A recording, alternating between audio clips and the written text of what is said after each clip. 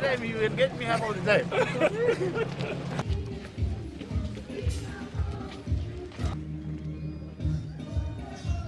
Eliud Kipchoge, ambaye kweli we ask this through Christ our Lord. Amen.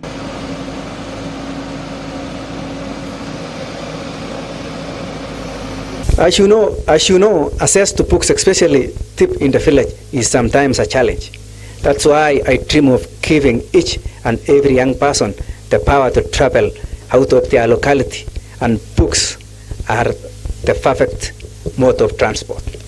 It is people like Kipchoge that our children must emulate and see. Money in the bank means nothing. I'm sure this money should have gone to him. You have seen his 3 kids, they are very healthy. So even if he puts another 100 million shillings for them in the bank, it will not make much of a difference. But when this library is ready and functional, all the children from this area will benefit from it perpetually, even hundreds of years after he has died.